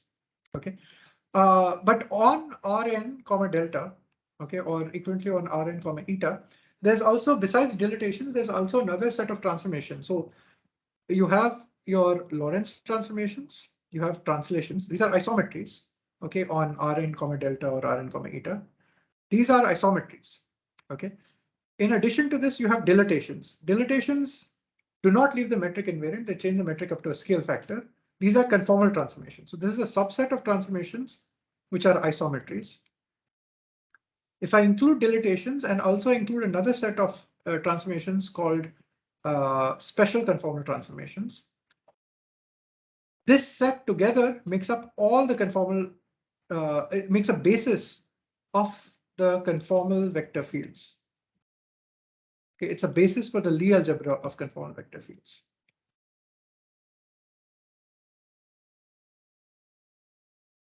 Okay, which we've seen is a closed algebra. Okay, so you get more transformations if you consider conformal transformations. Okay, and the conformal killing vectors that generate those are dilatations and special conformal transformations. So maybe as a homework exercise, I'll give you these special conformal transformations to work out by solving the killing equation and then trying to physically understand what the special conformal transformation is doing. Okay, intuitively, I'll just tell you very quickly. Okay, the idea of a special conformal transformation is that if I have, for example, R2, okay, what it does is it takes a point X and you perform two different things. You translate it by an amount, so it goes to X plus B, and then you perform an inversion. Okay, so where X goes to -1 by X square. Okay, so X goes to -1 by X square. What it does is it takes this point X. Okay, so what you mean by this is X bar goes to X bar divided by X bars cube. Sorry, I think X goes to -1 by X is what you want. Okay, so you do this. Something like this. So this is an inversion.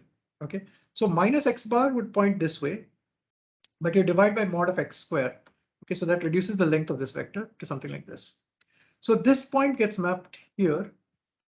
Okay, and then what you do is again you translate in the opposite direction. So you translate back by an amount B. Okay, so this combination of these transformations, that is translation followed by inversion followed by a reverse translation. This is the mapping from X to some point X prime. Okay, this is what happens under special conformal transformations.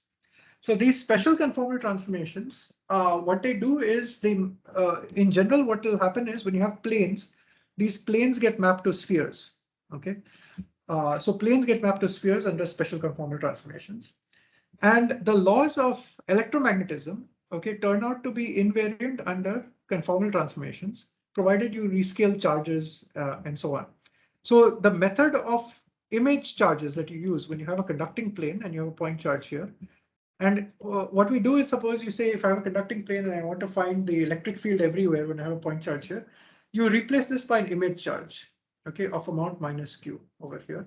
And then you get rid of the plane and then you use that to find the electric field in this region, okay, in the presence of this image charge. And the answer turns out to be exactly the same as if you had used this the plane itself and tried to work out the equations using the right boundary conditions, okay, that the electric field is transverse here and so on. Now, it turns out that this problem, using a conformal transformation, okay, remember that planes get mapped to spheres or lines get mapped to circles. So this line gets mapped to a circle, okay, around the original charge. Okay, so and this point will get mapped to some other point outside this circle. Okay, and you have to rescale the charge also by some amount. Okay, so this, instead of using minus Q, you use minus Q times, some factor. Okay, but basically there's a conformal mapping. You might have studied that also with image charges. You have this weird thing where you have a sphere and then you have, if I have a conducting sphere around a point charge, if I want to find the field, electric field everywhere, right, I can again use a conformal, I mean, not a conformal transformation, but I can use an image charge outside. And it's not quite clear why that image charge method works here. It just turns out to be a cute fact that it does. Okay, the answer is that these two problems are related by a conformal transformation. Okay, and the laws of electromagnetism are invariant under this conformal transformation, provided you rescale the charge by some particular scale factor. And that's exactly why these two problems can be mapped to each other, and which is why even in the case of a spherical conducting shell, okay, you also get exactly the same kind of image charge type solution. So again, this problem is also something that maybe if you're interested in, I could give it as a homework assignment. You can try to work it out.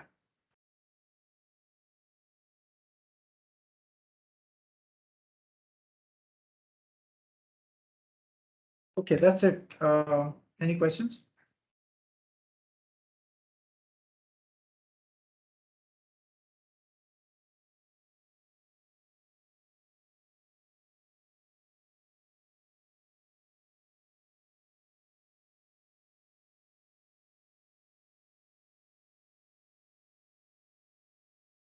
Sir, are these conformal killing vectors are generator of the isometry of the matrix, or like for the symmetry we said that there is a killing vector and would generate this symmetry. So is the conformal killing vector and it correspond to real symmetry of the space, or Yeah, like I said, if diffeomorphisms are symmetry, then conformal transformations are a subset of those.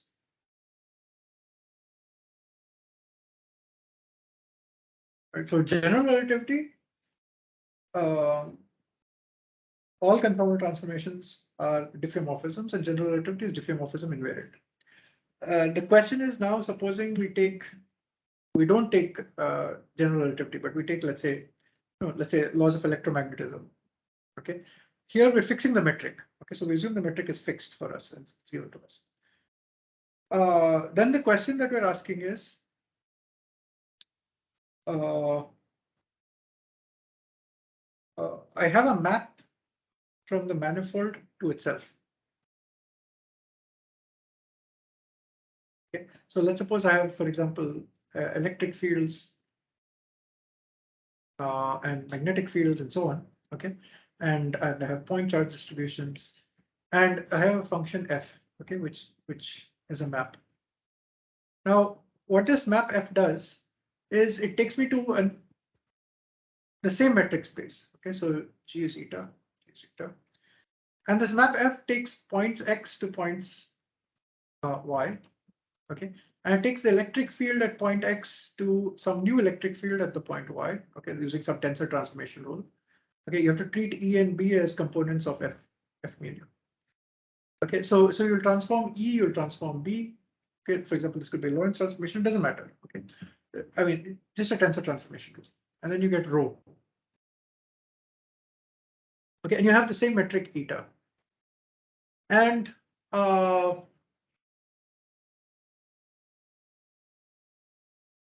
now you take a law of physics. Okay, for example, you take a law like del dot E prime is equal to rho.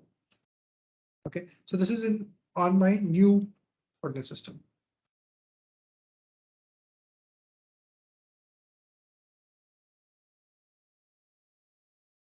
Sorry. Okay.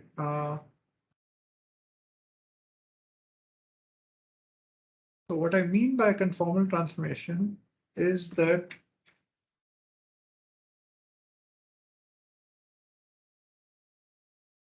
yeah, so what I want is that under this transformation, if I go to an equivalent problem where E prime corresponds to the push forward of E, B prime corresponds to the push forward of B, okay, and rho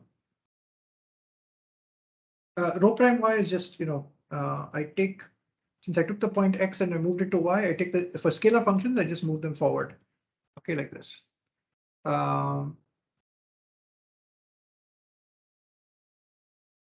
So basically, I start with a situation where I have an electric field and a magnetic field. Okay, so some configuration of electric and magnetic fields. Then I make a transformation. Okay, and I make a transformation in such a way that I'm back on the same copy of the manifold, but I've transformed my electric fields and magnetic fields. So these now correspond to push forwards. Okay, of the original electric and magnetic fields.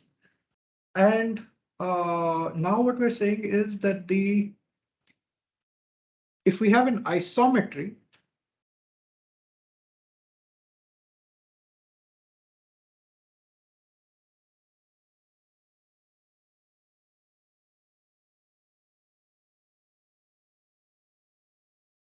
if we have an isometry, then the dot products of vectors are actually left invariant at any point. So if I take any point P here, which has now become f of P, the dot product of any two vectors, E1, B, whatever, okay, any fields that I have, that dot product will be the same.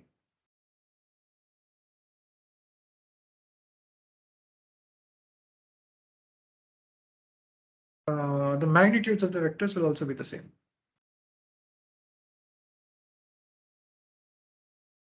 But if I have a conformal transformation, only the dot products will be the same. But the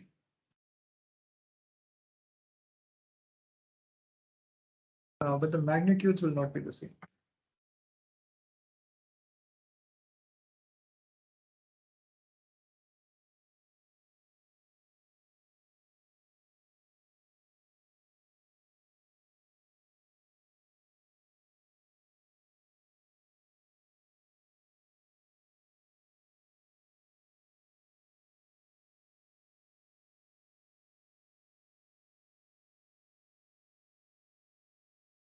Sorry, I have to think about this. I'm getting a little confused.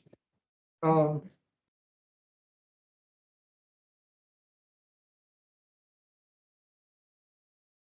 are you doing? You're changing the physical setup. You're going from one field configuration to another field configuration. What you typically want to do is, let's say when you have an action, okay, the action depends on electric and magnetic fields or on an F.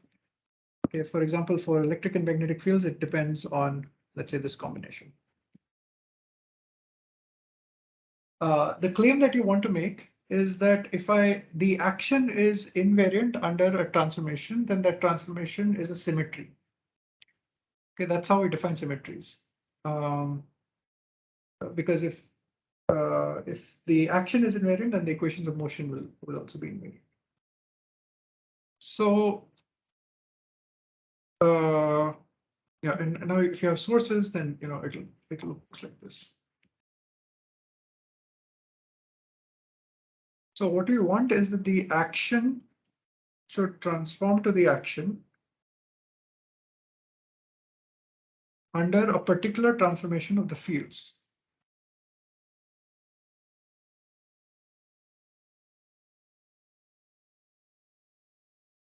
And the action is just a number. It's a scalar function evaluated on the manifold. If these two are equal, then we would say that the transformation that we performed for E and B is a symmetry.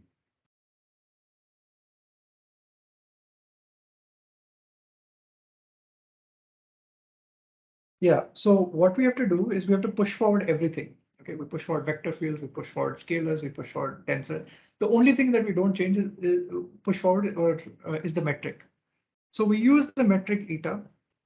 So we related one field configuration to another field configuration. And the claim is if the action is the same, okay, for both of these, then these symmetry transformations are symmetry transformations of the action. Okay, so now the question is, are conformal transformations, so first question is, are isometries symmetries of the action?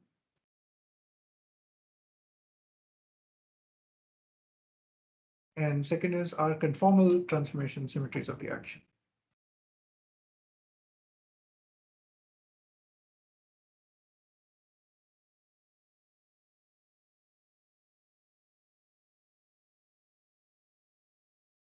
Okay, so for example, for isometries, the action has to be Poincare invariant under this transformation.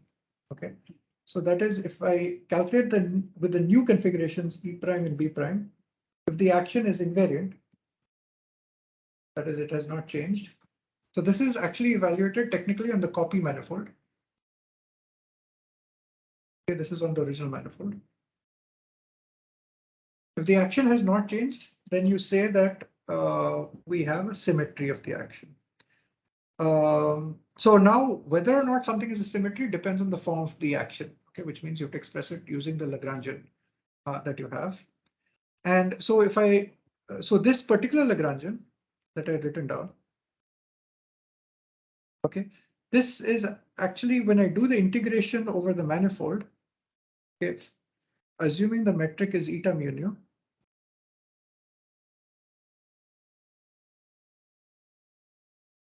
then this particular quantity, this particular thing is Lorentz invariant. Okay, it's Poincare invariant, in fact.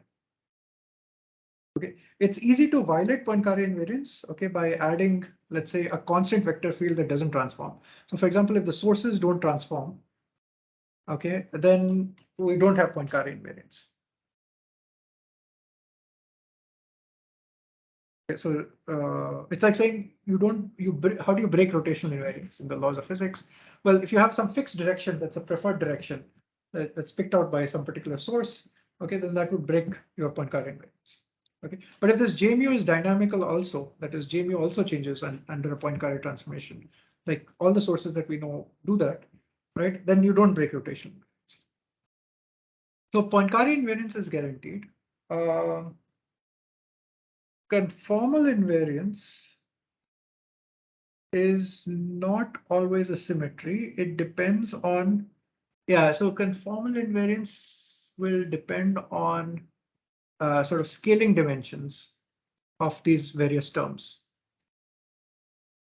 Okay, so roughly remember that, I told you that, so each of these terms, okay, can be thought of as a term in the Lagrangian. Okay, and remember that we talked about these, and the Lagrangian itself is a scalar function, okay, on the manifold. And technically, I should do this integration with square root minus g, which in this case is square root minus eta, which is 1. Okay, now the thing is, after we do a conformal transformation, we've seen that scalars, they will transform as e raised to t, okay, after some flow, times some scaling dimension.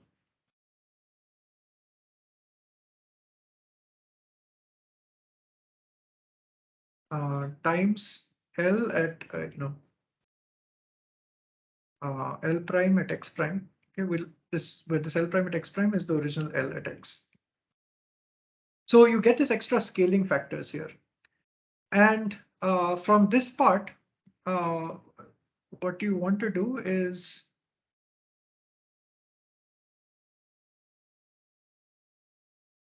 I want to argue that you'll get e to the t raised to minus 4. Okay, where this minus 4 is the dimensions of this manifold. Okay, so roughly, I'm not, okay, I haven't shown this. X itself, I have to be a little more careful, but let me just get to the result. Okay, so the point is that after these rescalings, okay, what I will have is an overall factor of e raised to t times 4 minus n, or n minus 4. Okay, and so only if the terms in the Lagrangian have scaling dimension which is equal to the dimension of the manifold. Okay, then in that case, the Lagrangian will be conformally invariant. If I have terms in the manifold which are not equal to the dimension of the spacetime or the manifold, then I will not have conformal invariance. So it will not be a symmetry of the action.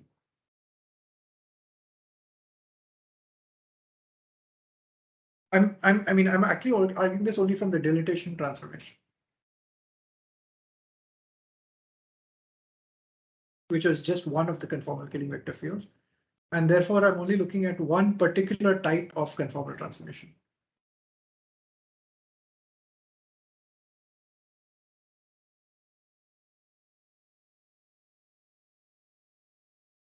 And sir, for this n equal to 4, will there be a conserved charge? Yes, so there's something called a dilatation current.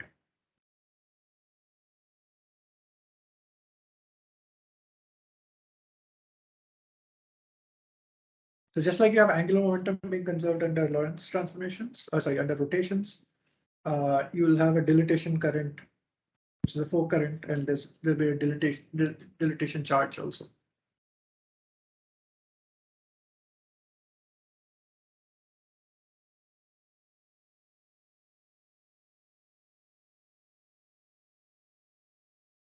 I think these will be good things to set as homework problems, so maybe I'll do that.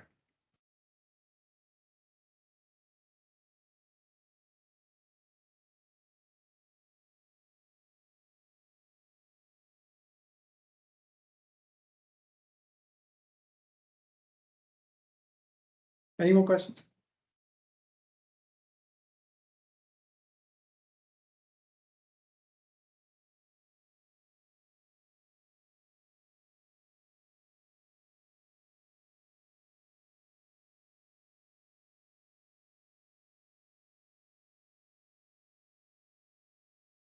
Okay, now let's stop here, and we'll meet again on Monday. And next class, we'll discuss Penrose diagrams. Thank you. Okay, see you. Bye. Thank you, sir.